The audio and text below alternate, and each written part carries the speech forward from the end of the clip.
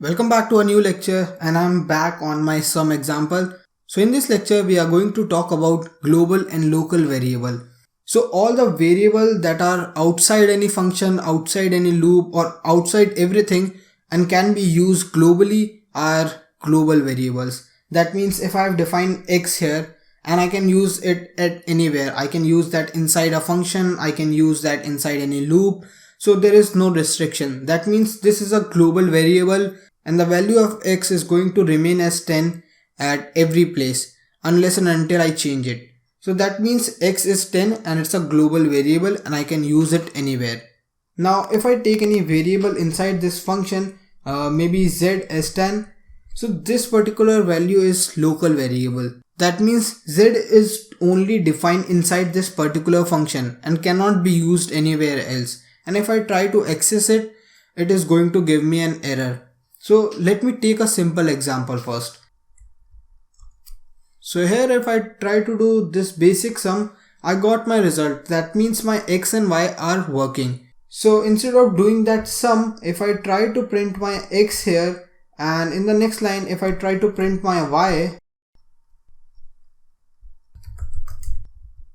that means my x and y are accessible inside this function also. But what if I take a new variable inside my function z and if I try to print that anywhere else, it is going to give me an error. So here if I take z as 50 and try to print z here and also try to print these here, let me take my result. Let me add a line here. Now you can see I got an error. So what actually happened is I took my x and y as global variable, that means they can be accessible from any point, and my z as local variable. So firstly I call this particular function, that means these three statements are printed x, y, z. Now inside a function I can access global variable, that means my x and y, and also my local variable, that is z. Now the next thing I did is printed this line and then I printed my x and y. So these are global variable, I was able to print them. But while trying to print z, I got an error that z is not defined. That means I cannot access this z outside my particular function. So to make this z as global variable, all I have to do is define z as global.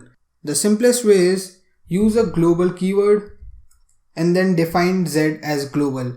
Now what I have done is I have declared z as global and whatever value I am giving to z can be accessed anywhere outside function also. Let me run this command here.